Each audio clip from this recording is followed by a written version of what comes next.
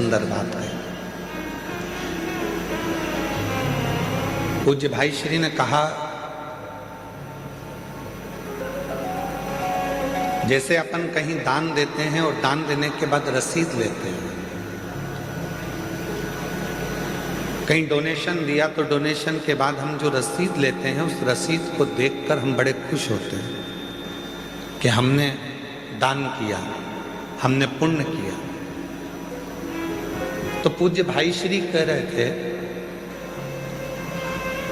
पूज्य भाई श्री रमेश भाई जी ओझा जी अपनी वाणी में कह रहे थे कि जैसे दान करने के बाद रसीद मिलती है और उस रसीद को देखकर अपन खुश होते हैं, यदि परमात्मा की कोई रसीद देखना हो तुमको तो घर में जितनी बेटियां हैं उनका मुख देख लीजिए, वो परमात्मा के पुण्य की रसीद है।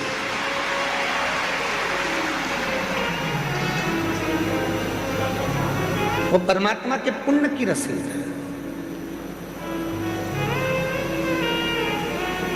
घर में यदि एक बेटी का जन्म हो जाए तो समझ लेना कि उस भोलेनाथ ने तुम्हारे घर में एक रसीद सिग्नेचर कर कर दे दी है।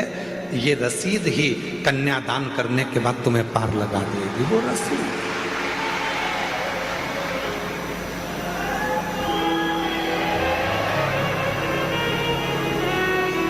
दक्ष प्रजापति के घर में 60 कन्याओं का जन्म हो गया, एक कन्या और मां जगत जननी दुर्गा भवानी से मांग रहे और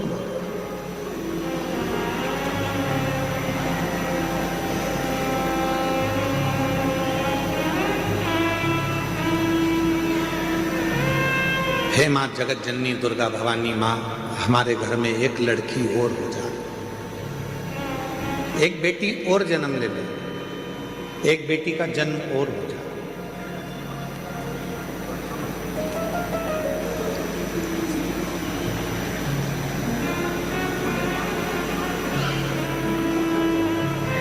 देवी जी ने पूछा, जगत जननी दुर्गा भवानी ने पूछा कि तुम्हारे घर में इतनी लड़कियां हैं,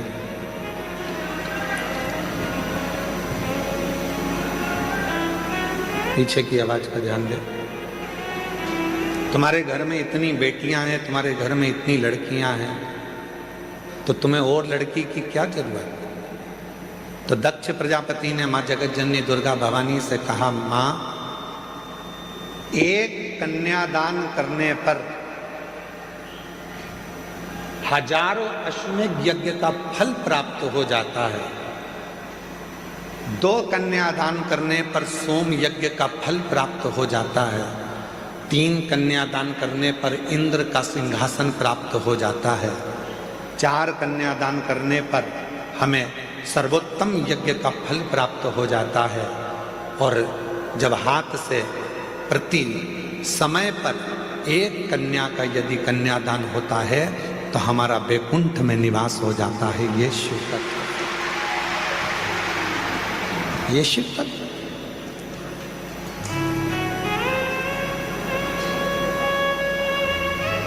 एक बेटी और दे दो, स्वयं तेरे घर में आओ,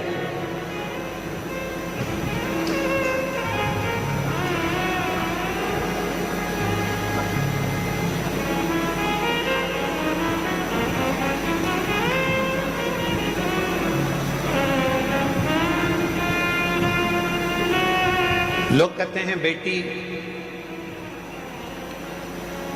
घर में जन्म ले ली।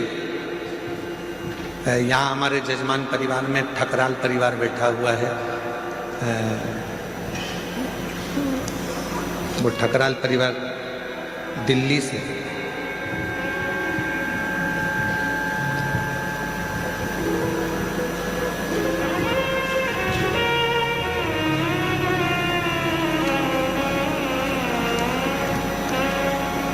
इस बेटी से एक हिम्मत लेना चाहिए। कहाँ बेटी है बेटा? ये बेटी है। इस बेटी से एक हिम्मत लो। एक कथा का यजमान पद ग्रहण करने के बाद में जब यहाँ से जाती है तो बाबा से कहकर जाती है कि दूसरे फिर जजमान बनने के लिए तुझे व्यवस्था करना है और ऐसी व्यवस्था करना है कि मैं अपने माँ बाप को कुबेरेश्वर धाम पर आकर यजमान पद ग्रहण करा। नौकरी कर कल एक डबरा के अधिकारी जी ने प्रश्न किया डबरा में, पूर्व गृह मंत्री श्री नरोत्तम मिश्रा जी के यहाँ कथा चल रही थी, तो वहाँ एक अधिकारी ने, वहाँ के अच्छे अधिकारी ने एक प्रश्न किया कि गुरुजी, कथा बहुत होती हैं, पर आप जब शिवपुराण की कथा करते हैं तो ये आपकी कथा में बहुत सारी माताएं आती हैं, इसका कारण क्या है?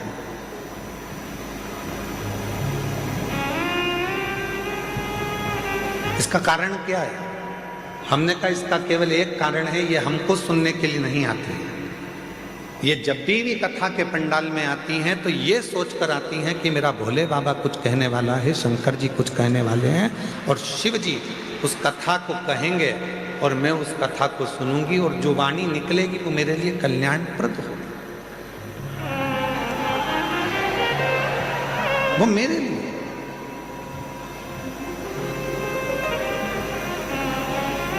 एक लड़की की सर्विस नहीं लग रही थी, एक माँ बाप पत्र है,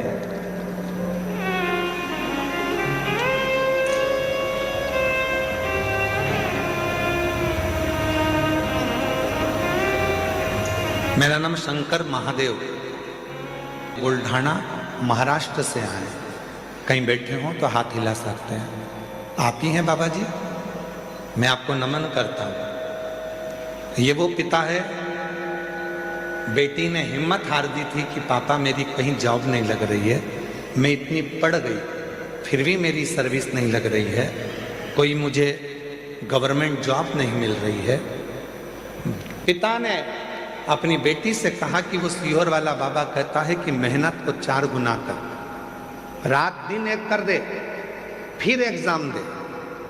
और बाप ने संकल्प लिया था कि मेरी बेटी की जैसी नौकरी लग जाएगी, जहां भी शिवपुराण की कथा होगी पैदल जाऊंगा।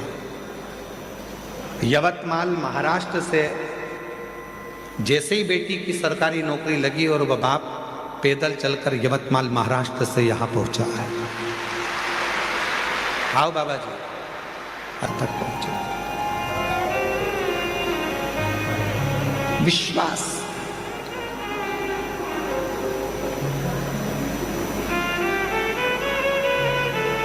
किसको सुनने के लिए आए हो? आप सीहोर वाले बाबा को तो टीवी पर भी सुन लेते हो, सीहोर वाले महाराज को तो, और सीहोर वाला महाराज तो आपसे मिलता तक नहीं है। इसीलिए आप लोग कथा के मंडप में भी आते हो, कुबेरेश्वर धाम पर आरती होती है तो उसमें सम्मिलित हो जाते हो कि किसी न किसी रूप में दृष्टि तो पड़ जाएगी, मिल तो जाएंगे, देख तो लेंगे। और दया की ना होती जो आदत तुम्हारी, तो सुनी ही रहती अदालत तुम्हारी। जो गरीबों के दिल में दया तुम ना पाते, तो किस दिल में होती इबादत तुम्हारी। ये तो उसकी कृपा है, ये उसकी करुणा है, ये उसकी दया है।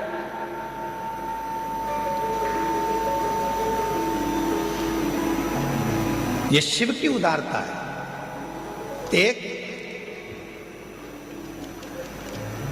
बेटी तुम्हारे घर में यदि है, और उस परमात्मा से कहना, और फिर निवेदन करूं मेरी जीजियों, बेटे के जन्मदिन पर तुम फटाके फोड़ो चाहे ना फोड़ो, बेटे के जन्मदिन पर तुम नगाड़े बजाओ चाहे ना बजाओ, पर बेटी तुम्हारे घर में जन्म ले तो उस दिन खूब खुशियां मनाना कि मेरे घर में मेरे परमात्मा ने एक बेटी को भेज दिया।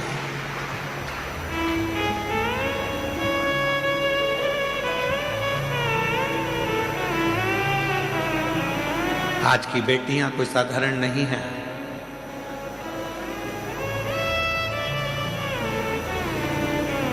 जो भारत की भूमि के लिए तत्पर आगे बढ़कर मिसाइलों को दागती है, और भारत की एक बेटी पूरे पाकिस्तान को हिलाकर आ जाती है, ये वो भारत की भूमि है, ये वो भारत की भूमि है। जिस भारत की भूमि पर बेटियों का सम्मान है, जिस भारत की भूमि पर बेटियों का आदर है, जिस भारत की भूमि पर बेटी को कन्या रूपी रतन कहा जाता है, जिस भारत की भूमि पर बेटी को हमारे यहाँ एक माणिक रतन कहा जाता है, जिस भारत की भूमि पर बेटी को सम्मानता का भाव दिया जाता है, ये वो भारत की भूमि है।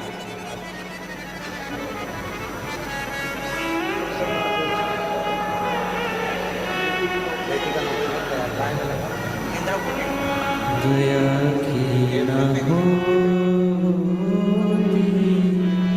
जो आदत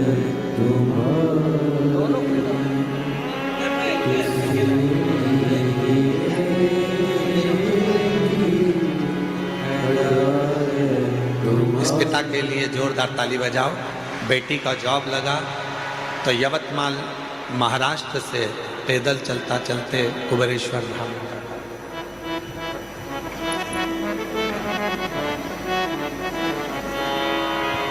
और कितनी बेटियां बैठी हैं यहाँ पर, ढेरों। जितनी बुजुर्ग माँ हैं वो भी किसी ना किसी की बेटी हैं, जो युवान माताएं बैठी हैं वो भी बेटी हैं, और जो मेरी छोटी छोटी कन्या बेटी हैं वो भी बेटी हैं। कितनी बेटी हैं?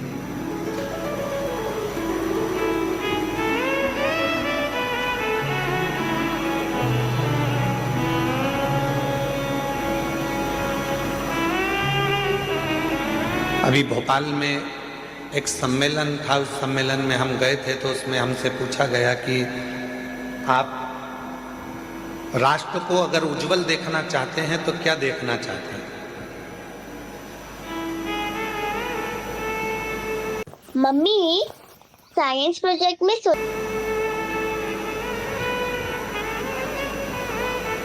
एक कार्यक्रम था, उसमें हमसे पूछा राष्ट्र को आप उज्जवल देखना चाहते हैं तो क्या देखना चाहते हैं? तो हमने कहा हम ये देखना चाहते हैं, अभी तक नारा था बेटी पढ़ाओ बेटी बढ़ाओ, हमसे कोई पूछे तो हम भी एक नारा देना चाहते हैं, बहू पढ़ाओ और देश बचाओ। कोई हमसे पूछे तो एक नारा हम भी देंगे कि जैसे तुम बेटी को पढ़ा रहे हो, जैसे बेटी के लिए तुम अपनी जान दे रहे हो, वैसे बहू को भी अपने घर में आने के बाद उसकी इच्छा पूछो, बेटा पढ़ना है, आगे बढ़ना है, तुझे कुछ करना है। जैसे बेटी के लिए हम तत्पर हैं, वैसे बहू के लिए भी तत्पर है। बहू के लिए, वो भी तो बेटी है हमारी। एक सुंदर चरित्र है अशोक सुंदरी का। अशोक सुंदरी जी की उम्र थी 9 वर्ष। भगवान शंकर मां पार्वती की सुपुत्री अशोक सुंदरी 9 वर्ष की थी। काशी में भ्रमण कर रही थी, क्योंकि काशी उनको प्रिय था।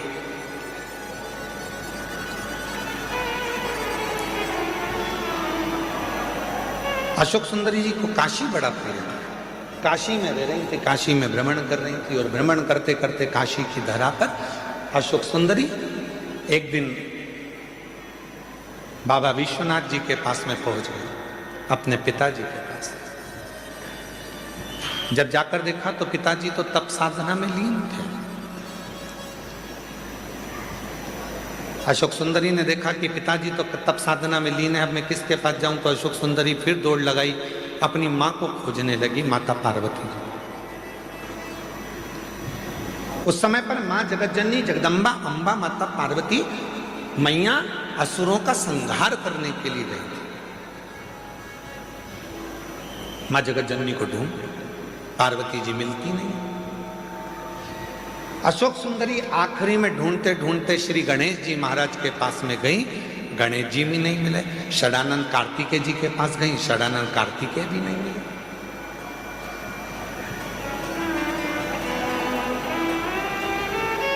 बहुत ढूंढा अशोक सुंदरी जी ने, ना पिताजी मिल रहे हैं, ना माँ मिल रही है, ना गणेश जी मिल रहे हैं, ना कार्तिकेय जी मिल रहे हैं।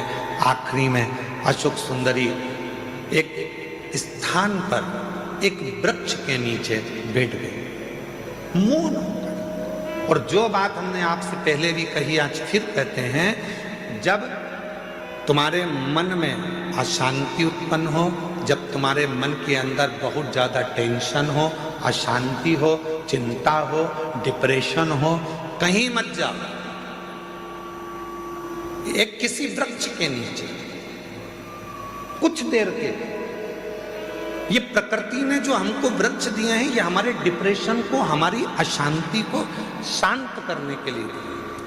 किसी वृक्ष के नीचे 10 मिनट के लिए मौन होकर बैठ जाओ और बाबा के ओम नाद का स्मरण करिए। ओम नाद का स्मरण।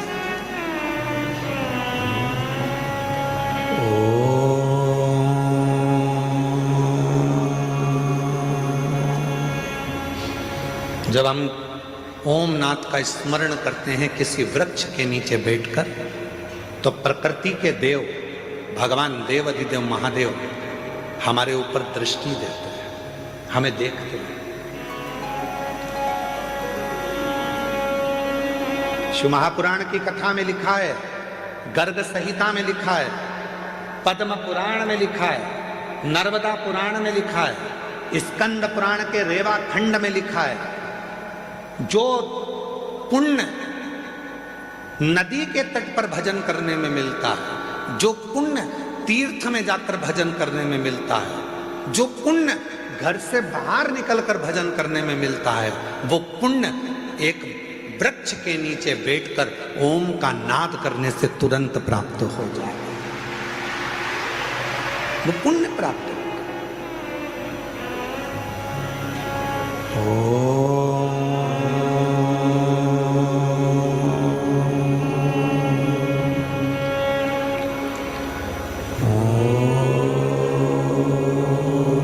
शिव से मिलने का आप भी एक बार उच्चारण करिए, अपने नेत्र को धीरे धीरे बंद कर कर, पीठ को एकदम सीधा कर कर,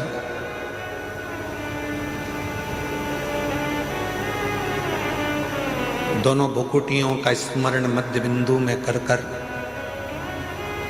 इस ओम को लंबी गूंज के साथ अपने मुख से उच्चारण करिए।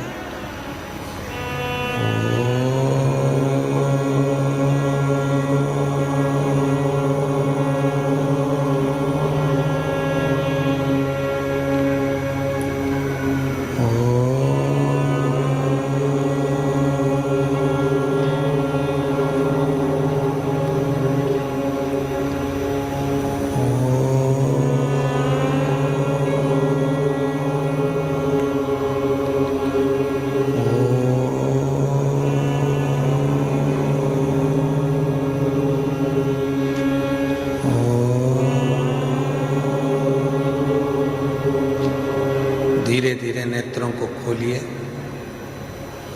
स्मरण करिए देवाधिदेव महादेव के किसी वृक्ष के नीचे बैठकर शिव हमको देख रहे हैं और हम उस शिव को महसूस कर रहे हैं। ऐसा लग रहा है कि हमारे पास में हमारा देव अधिदेव महादेव कुबेर भंडारी स्वयं आकर खड़ा हुआ है। वो नाद है, वो अशोक सुंदरी ने ओम का उच्चारण करा, अशोक सुंदरी ने नाद किया ओम का। शिव पुराण की विद्येश्वर संहिता कहती है, स्कंद पुराण का रेवा खंड कहता है, किसी वृक्ष के नीचे बैठकर जब हम लंबी सांस लेकर ओम का उच्चारण करते हैं तो महादेव हमको देखते जरूर हैं। और वही हुआ, जैसे ही अशोक सुंदरी ने काशी में बैठकर ओम नाद करना प्रारंभ करा, शिव जी की दृष्टि पड़ी तो इतने में भगवान शंकर तो तप में लीन थे और अशोक सुंदरी उनको महसूस कर रही है कि मेरे पिता है।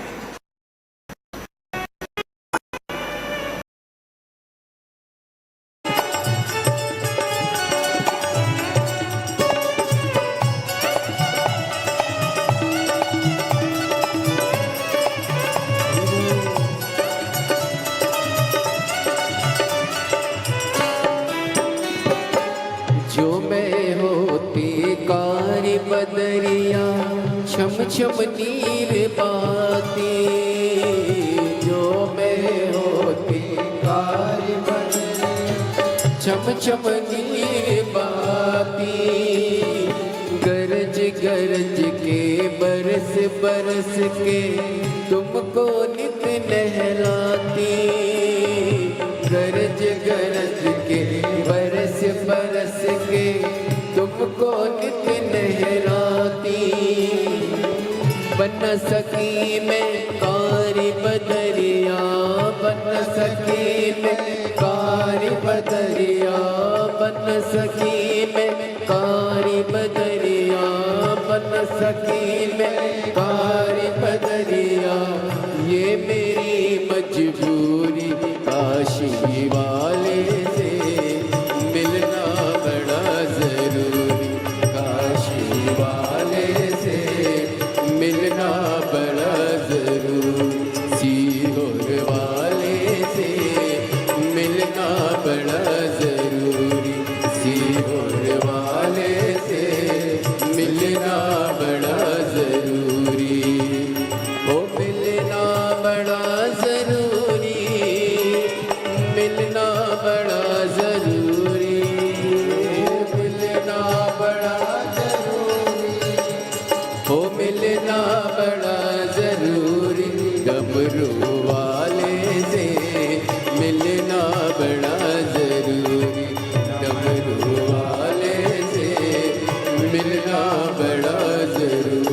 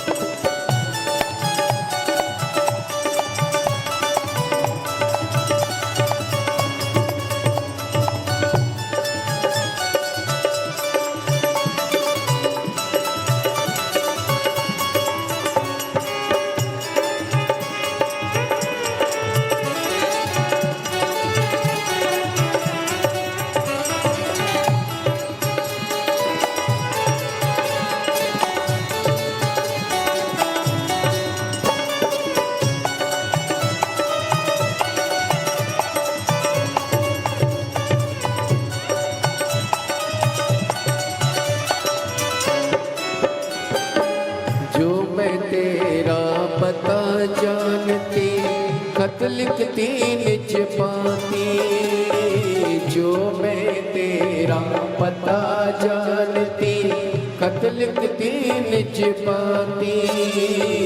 सब रशिकन को संग में लेकर तुमसे मिलने आती, सब रसिकन को संग में लेकर तुमसे मिलने आती। पता तेरा मेरे पास नहीं है, पता तेरा मेरा पास नहीं है, पता मेरा तेरे पास नहीं।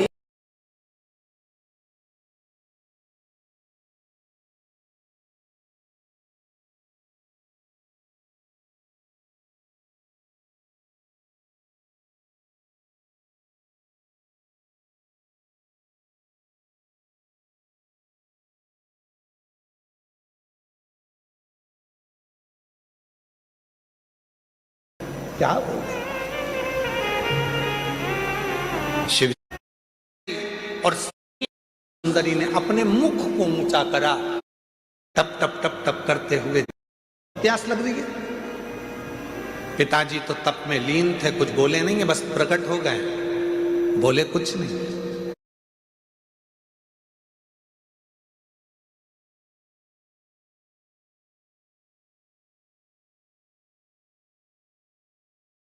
केवल प्रकट हुए। बहुत तेज प्यास लग रही है पिताजी। पिताजी कुछ नहीं बोले। थोड़ी देर बाद अशोक सुंदरी ने देखा कि मेरे पिताजी की जटा में से टप टप टप टप करते हुए जल बह रहा था। अशोक सुंदरी को लगा कि गंगा मैया सिर पे है तो वो पानी बहा रही है, मैं क्यों ना इस जल को पी लूं। और तुरंत अशोक सुंदरी ने पिताजी के कंधे पर जाकर लिपट गई और लिपट कर अशोक सुंदरी ने अपने मुख को ऊंचा करा और शिव जी की जटा से, भगवान शंकर की जटा से जो बूंद बूंद जल टपक रहा था उसको अशोक सुंदरी ने पीना प्रारंभ कर दिया।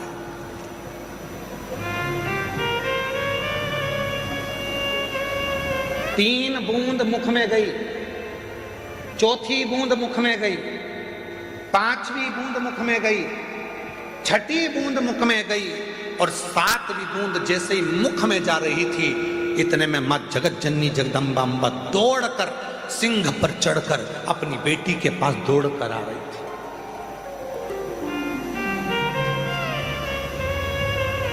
जगत जननी जगदम्बा अम्बा दौड़कर सुंदरी सुंदरी सुंदरी सुंदरी अशोक सुंदरी सुंदरी सुंदरी क्या हो गया। शिवजी ने देखा कि पार्वती जी इतनी जल्दीबाजी में कहां से आ गई। तो पार्वती जी को देखकर शंकर भगवान तुरंत पूछा, क्या हो गया पार्वती, जो तुम इतनी चिल्लाती चिल्लाती अशोक सुंदरी सुंदरी सुंदरी अशोक सुंदरी सुंदरी सुंदरी अशोक सुंदरी करती हुई आ रही हो, क्या हुआ। अरे वो अशोक सुंदरी तुम्हारे पीछे बैठी है, उसको प्यास लग रही थी, पानी नहीं मिला तो वो तुम्हारे शीश से जो बूंद बूंद जल टपक रहा है ना उसको पी रही है।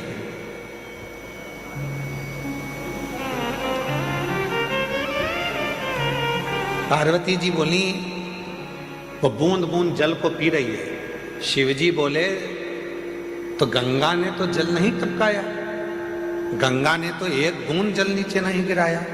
पार्वती ने पूछा, वही तो मैं बोल रही हूं कि गंगा तो आपकी जटा में बंद पड़ी हुई है, वो बूंद बूंद जल जो टपक रहा है वो जल नहीं है, तुम्हारे गले में जो वासुकी नाग पड़ा हुआ है उस नाग का जहर वो उगल रहा था, वो उगला हुआ जहर मेरी बेटी के कंठ में जा रहा था। हंस दिए। शिवजी ने कहा, पार्वती तुम मुझे जान नहीं पाई। सुन लेना दुनिया के लोगों,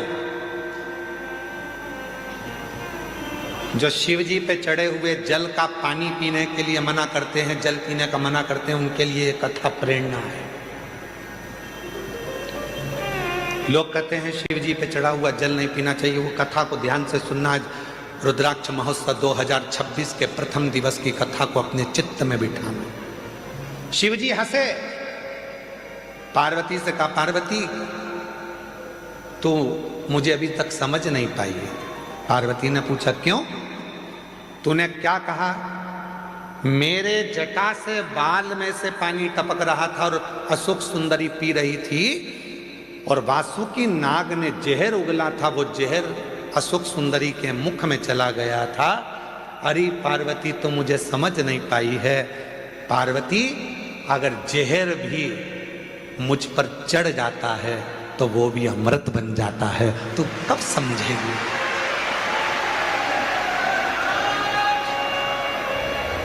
दुनिया के लोग कहते हैं शिव जी पे चढ़ा हुआ जल नहीं पीना चाहिए, उनके लिए यह अशोक सुंदरी और काशी का संवाद कहता है कि शंकर भगवान के जटा में गले पर कालिया विष सुंदरी ने पी लिया था। पार्वती तू मुझे समझी नहीं है। पार्वती एक बेलपत्र, एक चावल का दाना मुझ पर चढ़ता है, धान्य वो औषधि बन जाती है। अरे पार्वती जो जल मुझ पर चढ़ता है वो भले कैसा भी हो, वो मेरे ऊपर चढ़कर गंगा जल जैसी औषधि बनकर सुख प्रदान कर देता है, औषधि देता है। अब दुनिया के लोग बोलते हैं कि गुरुजी जल नहीं पीना चाहिए, तो दुनिया के लोग तो ये भी कहते हैं कि जल मत पियो, भले मदिरा पी लो।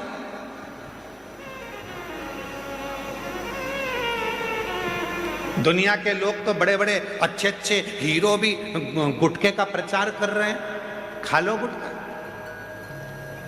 दुनिया के लोग तो गलत गलत प्रचार कर रहे हैं, कर लो गलत काम। नहीं,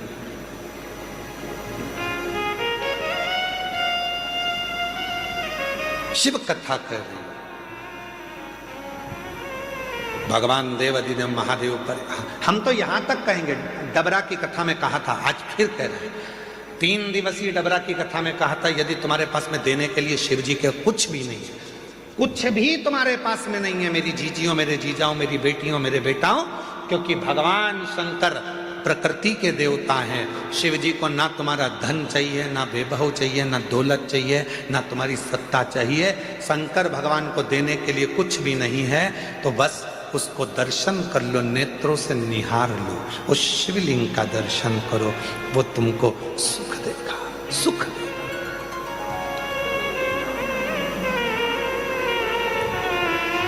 जब हम रात्रि को यहाँ पर पहुंचे, तो रात्रि में यहाँ पर आए तो एक माता जी ने एक पर्ची लिख के दरवाजे में सरका दी,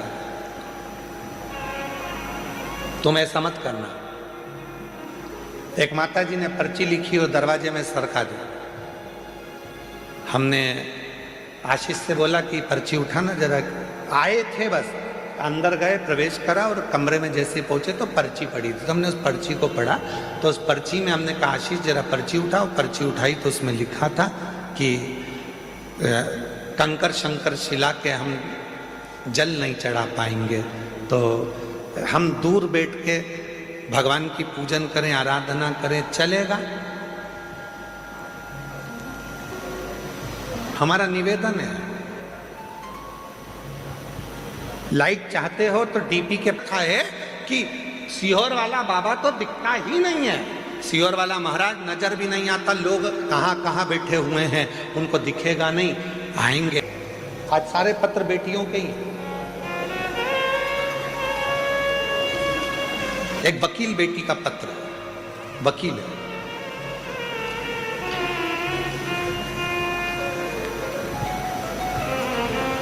मैं सरोज परिहार जोधपुर राजस्थान से आई हूं। कहीं बैठी हो सरोज जी परिहार? आप ही हैं? ऐसा हाथ हिला दो एक बार वापिस जी। आ जाइए, एक बेलपत्र लेकर जाइए। मैं सरोज परिहार जोधपुर राजस्थान की निवासी हूँ। मेरा मोबाइल नंबर ये है।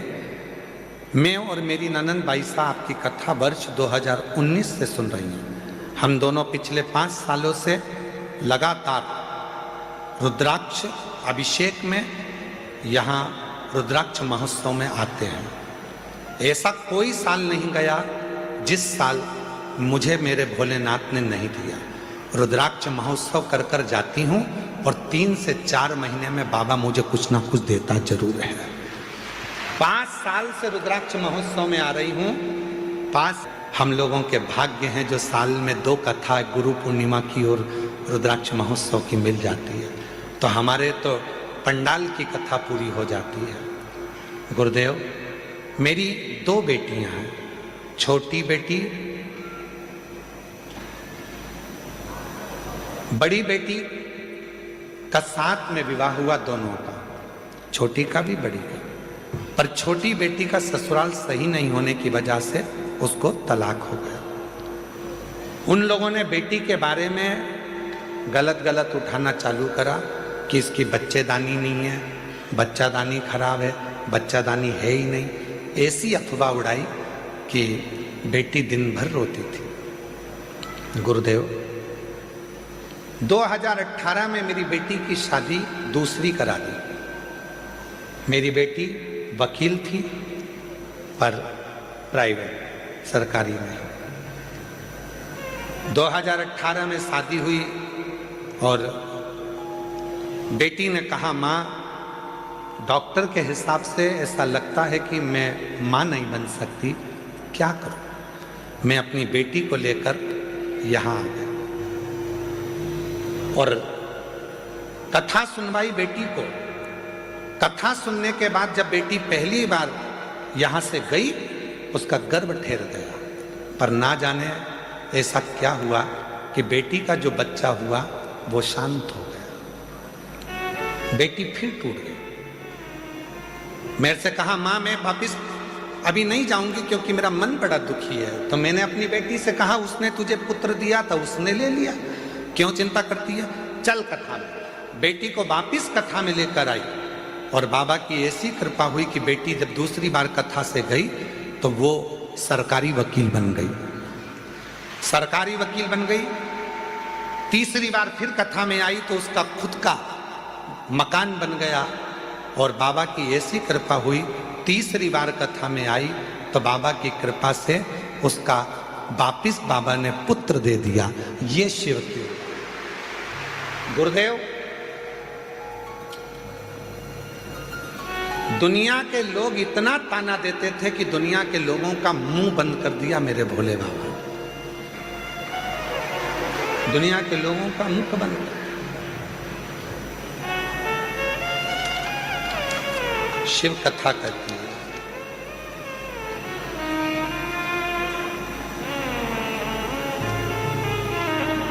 हमने, हमारा जो बच्चा हुआ है, बेटी का लड़का, उसका नाम दुनिया बहुत सारे महाराजों ने बताया, इससे नाम रखना, उससे नाम रखना, पर हमने तो सीहोर वाले कुबेरेश्वर बाबा के नाम पे ही उसका नाम कुबेर सिंह सोलंकी रखा है। हमने उसका नाम कुबेर सिंह।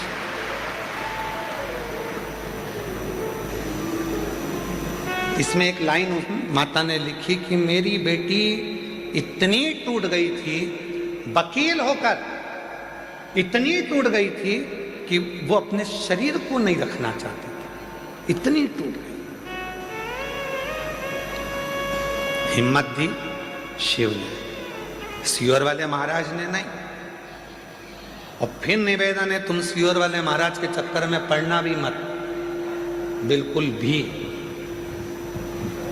तुम चक्कर में पड़ना वो कुबेरेश्वर बाबा के, तुम चक्कर में पड़ना वो काल अधिपति महाकाल के, तुम चक्कर में पड़ना वो विश्वनाथ के। हमारी भोजन की थाली रख रख के तुम सब वहाँ इकट्ठे हो जाते हो और हमको डर लगने लगता है कि कहीं तुमको तकलीफ ना हो जाए।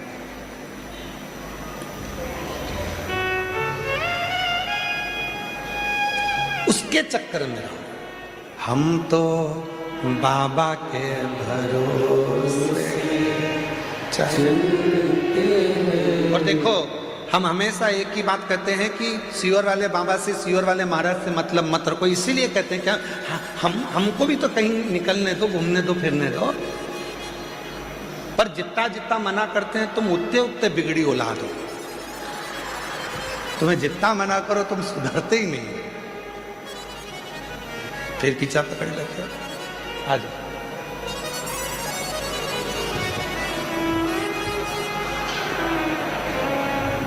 बाबा ने हमको चलना सिखाया, बाबा ने हम। रोते नहीं, रोते नहीं, रोते नहीं, आंसू पोछो पहले, रोते नहीं, आंसू पोछो पहले,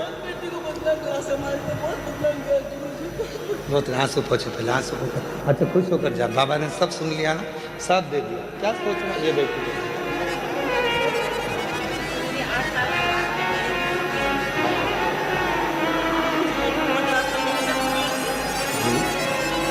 देखो पता।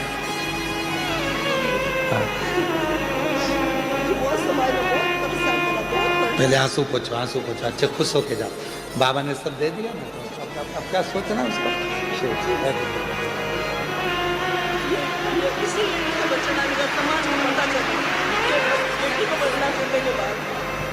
तो पता दे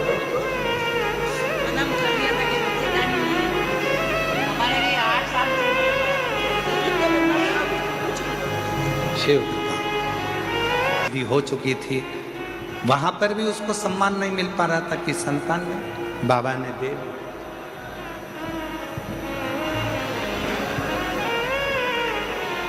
आवाज नहीं आ रही है क्या? शिव कृपा से, शंकर जी की करुणा जब होती है तो अपने आप सब कार्य होता है हमारा। इसीलिए आप लोगों से फिर कहते हैं, ऐसे दयालु नाथ से रिश्ता बनाइए। मेरी जीजियों, जितनी मेरी जीजी जीजा हैं, जितनी स्तुति हम करें उतनी स्तुति आपको करना है। हम भी बोले और तुम भी बोलो साथ में।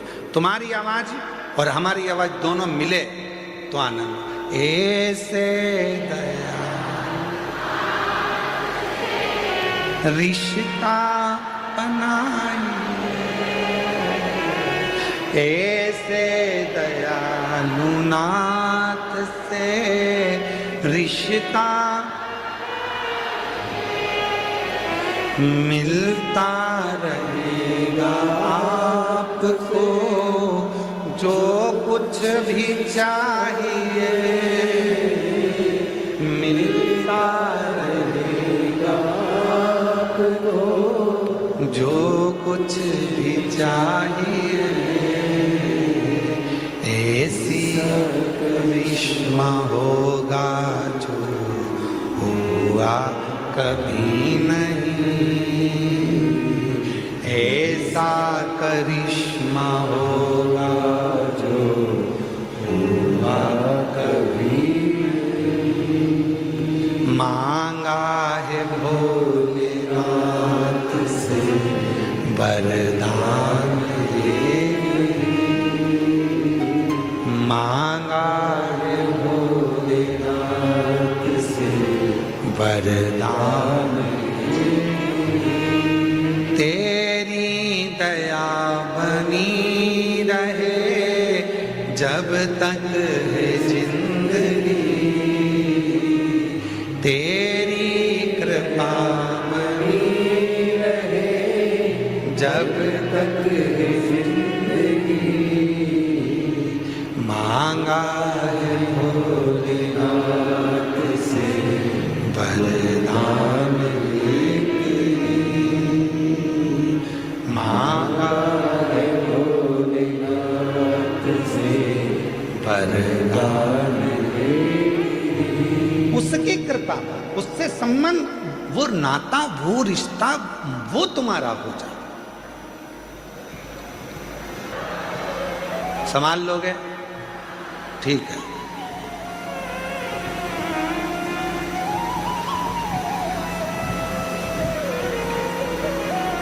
वो कुत्ता किसी काम का नहीं जिसको पालो और अपने को ही काट लो।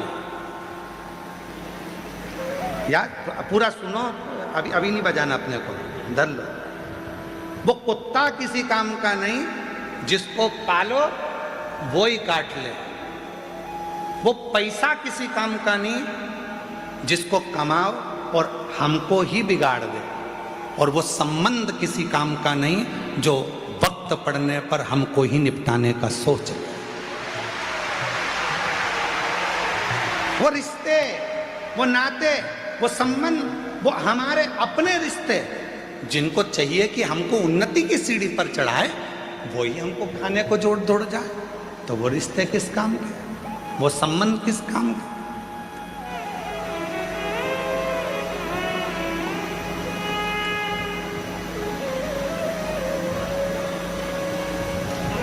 हमारे देवर जी तो बहुत अच्छे हैं, पर हमारी देवरानी ने हमारे देवर को कब्जे में करके रखा, रिश्ते खत्म कर रहे।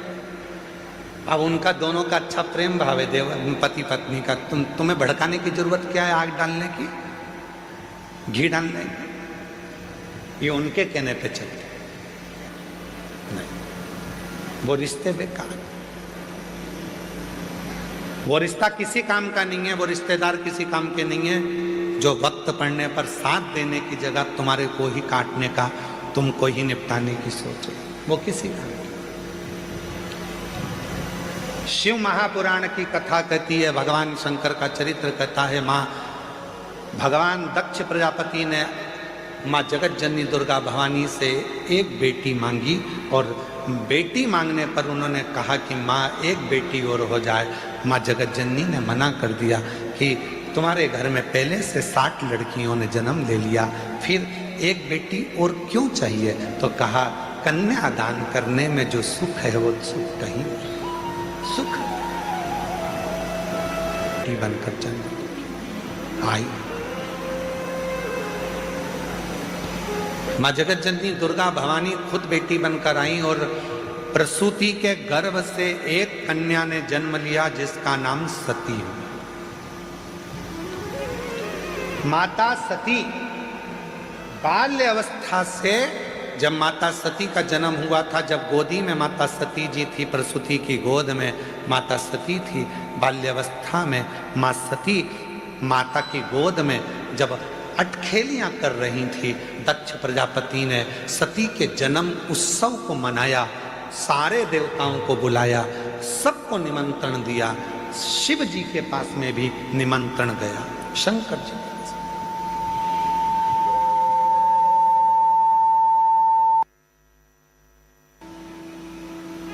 निमंत्रण सबके पास गया।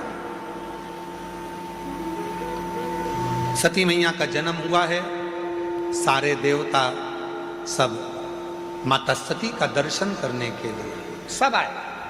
सती मैया अपनी अटखेलियां में लगी हुई थी, छोटी सी थी, गोदी में पड़ी हुई थी, गोदी में खेल रही थी, माँ की गोद में माता सती खेल रही। किसी देवता को माँ सती ने नहीं देखा, अपनी अटखेलियां करें। भगवान नारायण भी आए, लक्ष्मी जी भी आई, ब्रह्मा जी भी आए, ब्रह्मणी भी आई, इंद्र भी आए, इंद्राणी भी आई, गरुण भी आए, वरुण भी आए, सारे 33 कोटि देवता आए। तब तक माता सती ने किसी को नहीं देखा, पर जैसे ही भगवान देव अधिदेव महादेव सती मैया के सामने जैसे ही पहुंचे, गोदी में सती सोई थी, प्रसूति की गोद में सती सोई थी, और सती जैसे ही शिवाय, सती का ध्यान शंकर भगवान पर टिक गया। जैसे शंकर की कथा सुनने वाले, शिव महापुराण की कथा सुनने वाले कैसे होते हैं?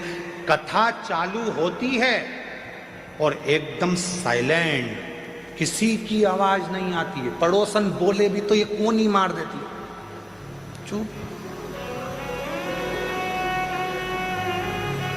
और पूरा इतनी संख्या में 2 माताओं को एक कमरे में बिठा दो तो इनकी बात खत्म नहीं होती है। और तुम लाखों की संख्या में बैठे हो, और मेरी जीजियां, मेरे जीजा, मेरी बेटियां, बेटे, मेरे बुजुर्ग माँ बाप पूरी कथा के पंडाल में बैठे हैं, पर किसी एक की आवाज नहीं, एकदम चुप होकर। और कहीं का बोल भी दे तो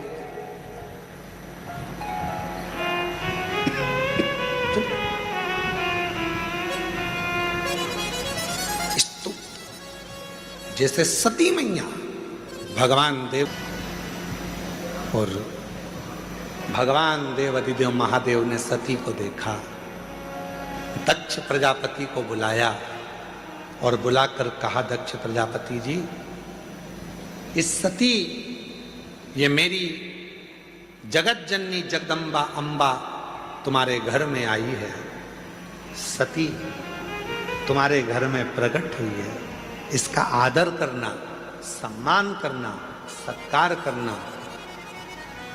जिस घर में बेटी का अपमान होता है, जिस घर में बेटी का आदर नहीं होता है, जिस घर में बेटी का सत्कार नहीं होता है, एक दिन वो घर में धीरे धीरे लक्ष्मी संपदा वैभव समाप्त होते चले जाता है। आदर बेटी का आदर। और आप पूरी कथा को उठाकर देख लीजिए, दक्ष प्रजापति ने ना सती का सम्मान करा, ना सती जी के पति का सम्मान करा, ना सती का आदर करा, ना सत्कार करा। आखिरी में हुआ क्या? दक्ष प्रजापति का सिर कट गया और बकरे का मुख लग गया। सम्मान दो।